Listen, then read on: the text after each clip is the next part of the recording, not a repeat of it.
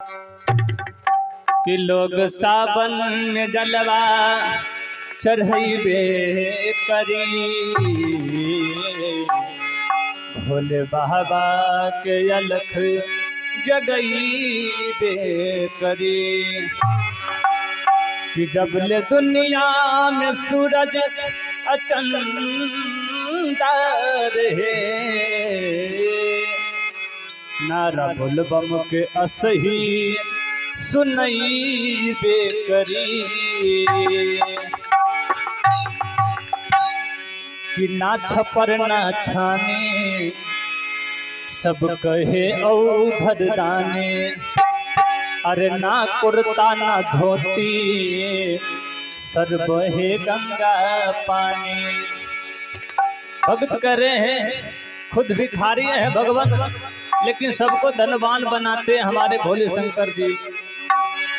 अरे ना छपर ना छाने सब कहे औधर दाने, ना कुर्ता ना धोते सर बहे गंगा पानी। पियला न गाजा खाली बेल पतिया, ओ पियला न गाजा खाली बेल पतिया। हो डम डम हे डम डम हे डम डम डमरू बजा देले हमार जोगिया। डम डम डमरू बजा देले हमार जोगिया। डम डम डमरू बजा देले हमार जोगिया। ना छपर ना छाने सर बहे आने पाने, ना कुर्ता ना धोते सर बहे गंगा पानी। ओ पियला न गाजा खाली बेल पतिया, पियला न गाजा खाली बेल पतिया। ये डम डम ए डम डम डम डम डमरू बजा देले हमार जोगिया। डम डम डमरू बजा देले हमार जोगिया। डम डम डमरू बजा देले हमार जोगिया। डम डम डमरू बजा देले हमार जोगिया।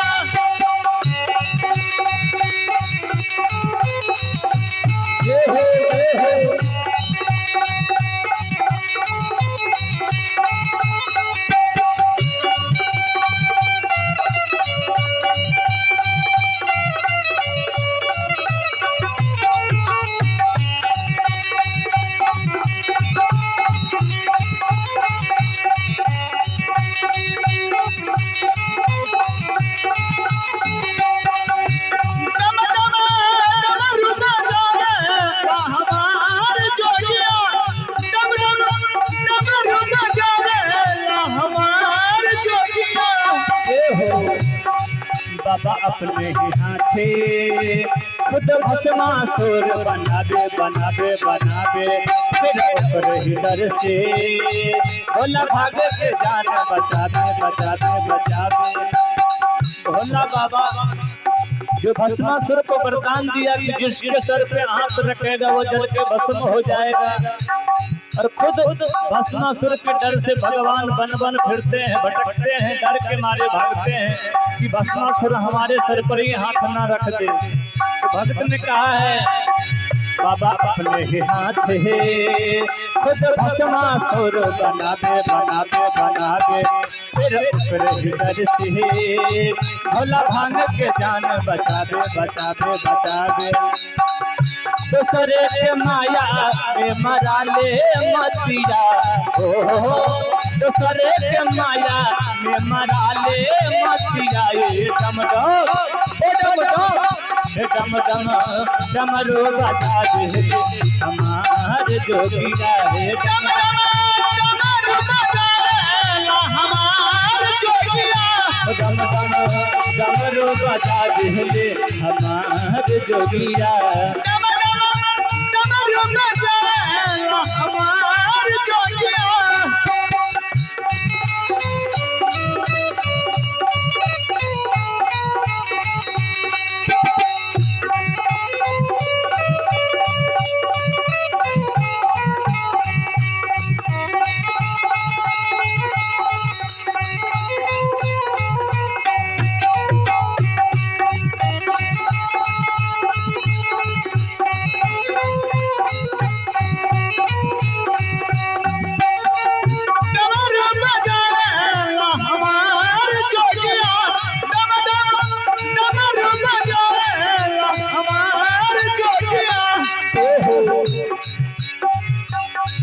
केहू लिहल खजाना, केहू लिहल सोना सिंदूरा सिंदूरा सिंदूरा। रुआ गजब के बाबा हाथ लागल जहर के कटोरा कटोरा कटोरा। केहू लिहल खजाना, केहू लिहल खजाना, केहू लिहल सोना सिंदूरा। जब देवता दाना में समुद्र मंथन के दौरान उसमें से खजाना निकला तो सारे देवी देवता और दानव आपस में बांट लिए, लेकिन उसी समुद्र मंथन में से एक विष का प्याला भी निकला। तो उस विष को कोई अपनाने वाला सामने नहीं आया। तो सारे देवी देवता और दानव विचार किया कि इस विष को कौन धारण करे।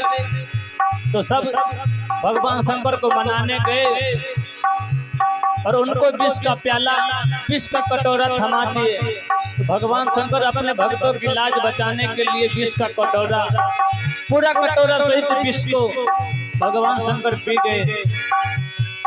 सारे खजाना देवी देवता और दानव बांटे, लेकिन विष का प्याला हमारे शंकर भगवान पिए हैं, जिसके पीने से उनका नाम नीलकंठ पड़ा।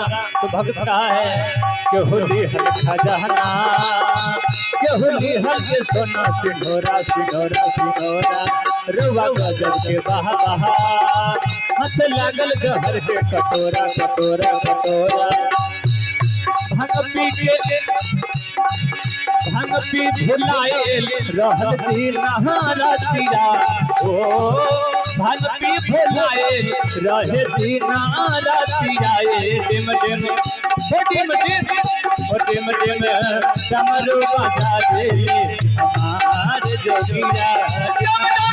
डमरू बजा देला हमार जोगिया, डिम डिम डमरू बजा देले हमार जोगिया।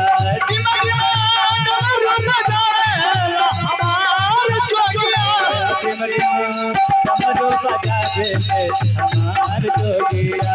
डिम डिम डमरू बजा देले हमार जोगिया, डिम डिम डमरू बजा देले हमार जोगिया। ए हो शंकर भगवान की, मैया भगवती की, सच्चे दरबार की।